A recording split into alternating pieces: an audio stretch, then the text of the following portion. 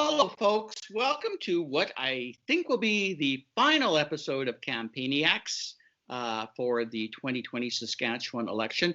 I'm Murray Mandrick, political columnist for the Regina Leader Post. With me, as always, is Arthur White-Crummy, who covered our election and is finally getting a little bit of time off, and a very, very special guest with us today, Lolene Berdahl from the Johnson Cheyenne Institute, where she serves as executive director right now, and I hope you're going to talk about your ebook and that's coming out, so people can really get a full sense of everything that's gone on in this election, because I'm really excited about it, Lolene. So I will not let you leave here until we plug it extensively. So that. But I guess the first thing we need to do, let's talk mail-in ballots, but let's talk about the provincial, because I think the last time we left this, Arthur, we didn't know quite whether we were going to have Ryan Miley as leader. We didn't know what was going to happen in Regina University, and I want to start talking about the new phenomena of voting in a very different way. How elections all of a sudden. It's no longer election day. It's the end of the election vote day. And I guess that played a significant way in both Saskatoon-Wason, where Ryan Miley came from behind and won, and certainly in Regina University, where Alina Young did exactly the same thing, taking her new baby alongside. So tell people what happened there and why things have changed, Arthur, compared with what they might be used to past elections. Yeah, ultimately, in the two big cities, it looks like the mail-in ballots favored the NDP, which was not totally unexpected, and it led to them making two pickups that were still very much shrouded in mystery as of election night. So Ryan Miley, of course, was trailing in Saskatoon-Wason, and then pulled ahead by, I think, about 209 votes as of the end of the second preliminary count. Let's keep in mind that is still not the final result. We're waiting until November 7th for that. But the trends favor him to the point where his competitor for the Sask party was actually able to concede this past week. So it's looking like Ryan Miley is going to be returning to the legislature. And of course, he just led his first caucus meeting yesterday, where we had a new crop of 13 caucus members, including the new MLA for, as you said, Regina University, who was also trailing as of election night and is pulled ahead by a sufficient margin to have our first government minister concede, which was Tina Beaudry-Malloy.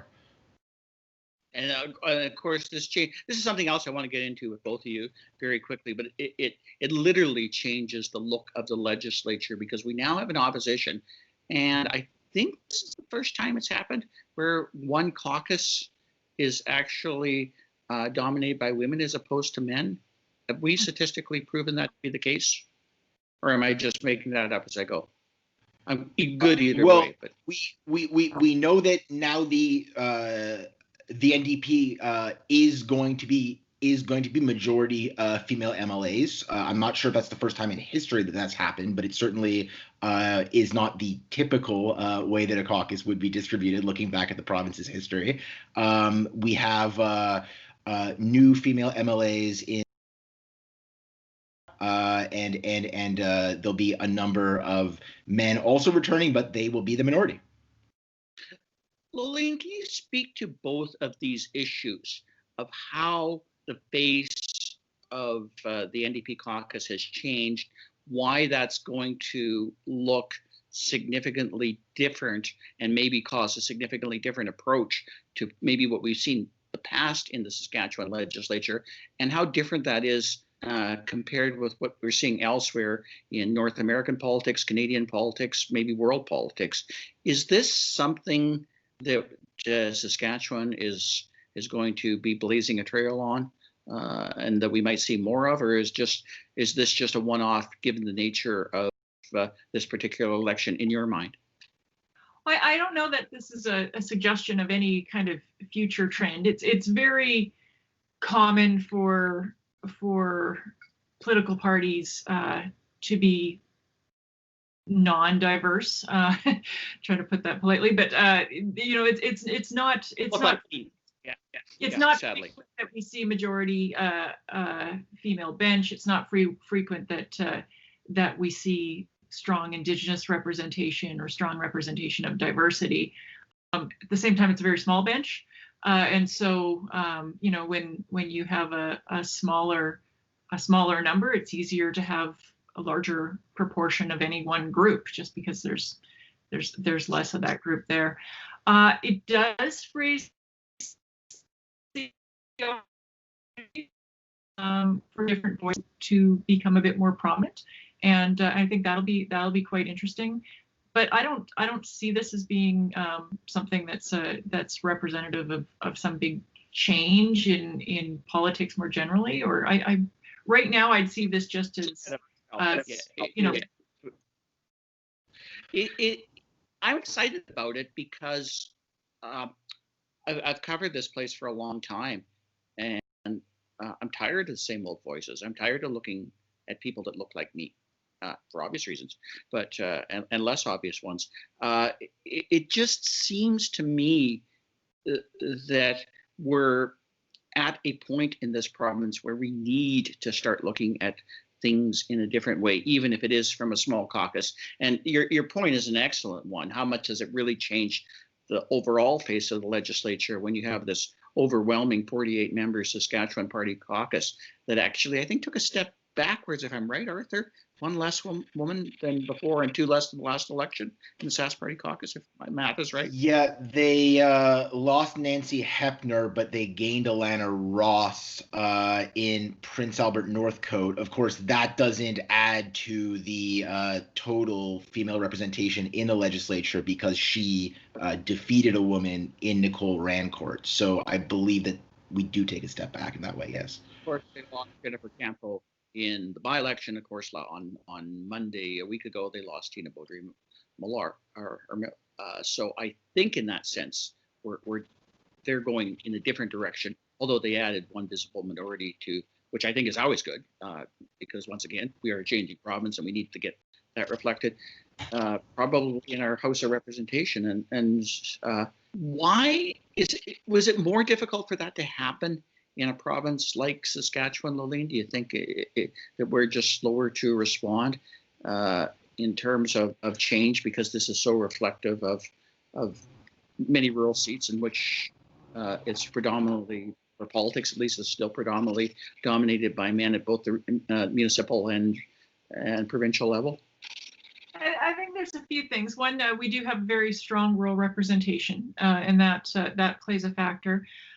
I think that in Saskatchewan, there hasn't been the same level of adoption of the view that how one sees things, depends on their position in life. There's sort of still that feeling, I think, sometimes that, oh, well, I can speak for everyone. Whereas when in a lot of political debates, we're seeing people say, well, no, coming from a racialized background or coming from a woman's standpoint that these things affect groups differently. We haven't seen that type of discussion as much in Saskatchewan as we have in some other places. We're certainly seeing it a bit more with respect to Indigenous peoples. We saw it a little bit with Black Lives Matter, but this hasn't been a province that's really taken a lot of gender and race-based views of policy and politics. It tends to be, very economically focused and very federally, provincially focused. Those are our big narratives. Well, that's so odd considering, the TP protests we've seen over the last basically 3 years, one of which was rather extended, one of which arose strictly out of a matter in the legislature where a suicide bill, a private member's suicide bill that in many ways was kind of innocuous, was voted down by the government. And the net result was basically Tristan DeRoche's protest and walk that the government fought in court and eventually lost. Does the fact that they face a different opposition with different goals and maybe a different style make the government any more or reluctant to carry on the way they did? Or is it just the simple fact that they have a 48-seat majority right now, as they had going into this particular election, make them feel that the direction that they had was validated by the voters? How does the mindset work in your mind when you physically get into the legislature and see the reality of the election played out before you in terms of who's sitting across from you? My own sense, not sure, but my own sense is that we have a clue of that from the Premier's speech on election night. He was, I hear you. He was speaking to people who voted for the Buffalo Party. Mm-hmm.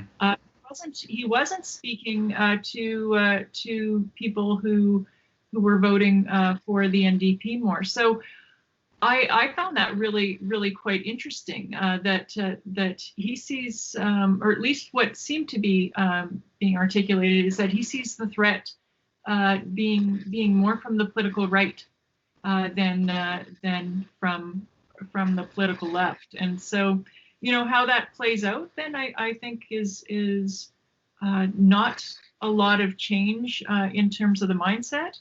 And at the same time, the opposition they're going to be hearing in the legislature is going to be coming very much from, you need to be considering the standpoint and the impacts on all of these different groups. And so there's a bit of a tension there. And given that they're representing northern groups, urban groups, one suspects there's going to be a strong difference in terms of they're bringing to the table, not even withstanding the fact that they're going to be, as you point out, perhaps being a little bit more articulate in terms of issues of feminism, issues of First Nations concerned. It shouldn't be lost on us that we actually have 3 First Nation members in a 13-member NDP caucus, which is getting a little close to representation. As Arthur said, overall in the House, not so good, but it is a step forward. Before I go any further there, we haven't discussed the mail-in ballots, Lolene, and how the MLAs got there, particularly the new, or not new NDP MLAs, in the sense that Ryan Miley is hardly new, but is this something because of the way this election was that's going to change the very way we vote in the future? And are we no longer seeing elections as the thing on election day, which might be a very good thing if we decide to vote in November? It's pretty hard to get out and show up to vote in Saskatchewan anyway. Is there a trend here that you saw as pleasing? Because certainly the larger numbers of mail-in and advance poll voting was good. Not so good on the actual election day polling, but will this carry over into the next campaign when we don't have a pandemic? Yes. Yeah, great questions. I think that the change in sort of how we're functioning in terms of electoral democracies is really an interesting point to watch and see what goes forward. My suspicion is that now that people have seen the flexibility of mail-in voting, that there will be an assumption going forward that yes, we get to continue to do this, and that this is a way to make democracy more accessible. So we've certainly seen over the years rising advance polling or advance voting. I think we're going to, the same thing with, now that a lot of people have discovered, hey, I can work from home, we're probably going to see a lot of people say, well, why can't I continue to do so? And I think we're going to see that with voting. And can I vote off my computer? All the things that they're doing right now. Yeah, I think we're going to see a lot of shift on that. What's interesting to me is, and we're seeing this in the U.S. election as well, the people who vote in different ways aren't the same. And so we saw this in the Saskatchewan election. It looked like more NDP voters were using the mail-in option Sask Party voters. It looks like it's going that way with Biden versus Trump voters in the U.S. And so, if different people serve to vote in different ways, this is an opportunity to really ensure accessibility in terms of voting. And it's also a concern we're seeing in the U.S. side with respect to voter suppression. That will some push on that. It's been like a car accident. I can't look away to what's going on. How late did you guys stay up? I think I bailed at 2 because I'm an old man, but and we had to do this morning. But I could not look away last night. Imagine you, Arthur, were up until all hours. I was up until 3. We had a viewing, and we went through a lot of different emotions as the results seem to be pointing in different directions. It seems like we're getting a little bit more clarity now, but as of 10:54 a.m. On Wednesday, it still seems too close to call, and that's another dimension to the mail-in balloting. I mean, we're lucky in a sense in this province that, first of all, we don't have politicians questioning the validity of the process. Secondly, that it was such a blowout that it was never in question who was going to form government. But this adds a whole new dimension to, elections where we don't have certainty and where voters are left in this state of confusion and, mystery even a day after. I mean, that can certainly, despite the fact that it does open the franchise to people that might not, otherwise vote, also has its downsides. I think you're right, and I'll get you in on this, Lolene, because I think it really does harden and sharpen the edges of politics in general. And that is what's, I think, is carrying over most to Saskatchewan. I see rhetoric right now in Saskatchewan politics, in national politics, that's all too similar to what I'm seeing in the US. That's sometimes just absolutely borrowed language from the US. And it doesn't really matter whether it's sort of the mask debate, the trade debate, or any other debate. A lot of racially sensitized issues, it's the same matter. Is this problematic for us? Or given what we're seeing in the States right now, Lolene, can we still separate US politics from national Canadian politics and certainly provincial politics in here? Because I fear sometimes that we can't, or I feel some people can't. Yeah, I mean, there's certainly been a very strong blending of rhetoric over, I'd say the last 2 decades in particular, and that line has not been sharply drawn. I do think that on the election administration side, that'll be something to definitely watch. It has been, we've been very lucky in Canada, or I don't know if it's luck or design, but the politicization of elections has not been an issue for decades, and so we have districting done through independent bodies. We have independent election administration, and we've really been much better on that. If we start to see the rhetoric change, I think that'll be something I'll watch with considerable concern. If we start to see, these ballots aren't as legitimate, that would be very concerning in Canada. Well, one distinction I've noticed, Lolene, is that I think voters here and in this particular campaign did know what they wanted. And that seemed rather evident in terms of their understanding and study of the platforms, their general view of the leadership and as per the polling. And this is where I want to talk to you about better educating voters, because you've gone to great lengths in the ebook project. Please tell people watching what it's about, why it's important, and just the tremendous bloody amount of work you had to do to get it together. Also, I'll just let you explain. Go ahead.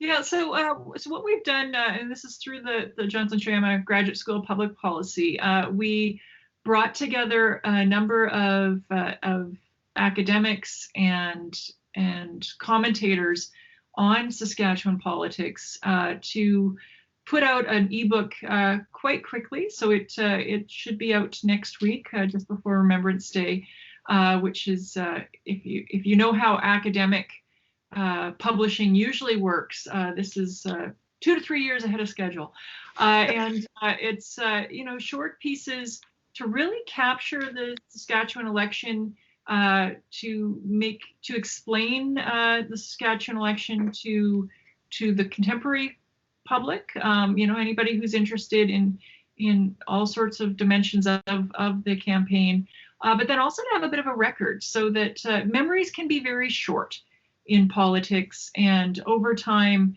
stories can be retold in ways that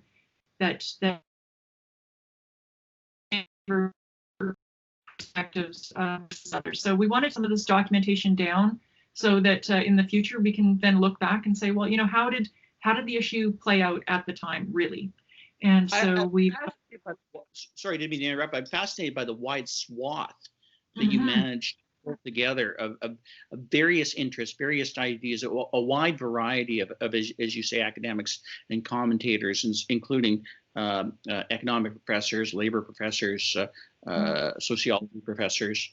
Arthur, way too many professors. You think editors are bad? We're dealing with professors.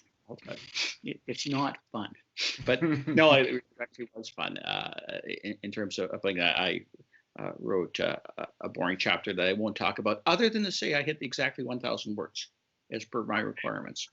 Yes, exactly. But tell us about the other people that have come together for this, and how varied a group it actually is that'll appeal to a lot of different interests, Lolene. We brought together, we wanted to cover everything that might be important to cover. So this idea came about, it was back in January. And at the time, first of all, we didn't know about COVID, or, well, I guess people knew there was some kind of something and maybe we should be kind of paying attention, maybe. But we thought, well, what are the issues that might be important, and put together a bit of a list on that front. We then said, okay, well, who would know about these topics, and started populating chapter authors that way. We really wanted to make sure that we were having a range of views. We wanted to make sure that we heard from men and women, from different demographic backgrounds, including race and culture and age. So I'm very impressed with the diversity in our authorship. This is we've got a lot of great discussion. Some of the chapters talk about the fact that, hey, isn't it interesting that agriculture, which is really important to our province, wasn't a big topic, and what does that tell us about the province? And talking about issues of voter turnout, and putting these things in a larger context. But one of the things that was really quite, you mentioned, Murray, that we had a lot of professors, and we are very clear this is meant for the public. So leave your academic theories out of this. Provide a very neutral overview of what happened, and explain what happened, but make it so that your uncle or your niece, or your next door neighbor could pick this up and read it and find it interesting and useful to them. And so that's made it a very rewarding project. And one of the great things about it was, and I was very, very happy about this, is we said to everybody, look, we want this out quickly, so you have to get it to us by 3 days after the election. And people did. And this is a time when faculty are doing remote teaching and dealing with all these different, this is not a normal time, and they still did, which I think really speaks to the commitment that the team had in getting this information out. So it's been a great pleasure to work on. So I'm hoping that people will read part of it or all of it. I wrote a chapter with a great student of mine, and we wrote on COVID and how that played out in the election. And That wasn't what we planned to write on in January, but we said, hey, this is new. So welcome to our world, buddy. Welcome. Yeah. There are ever changing. I could talk about this all day, and I could talk about this, but we'll have to end it here. Arthur, thank you as usual. Lillian, thank you. Wonderful insights, and I hope the public has enjoyed this as much as we've enjoyed doing it. Thanks very much, and I guess until the next campaign. Our campaign after. Take care. Bye-bye. Thanks so much, Bye-bye. Marie.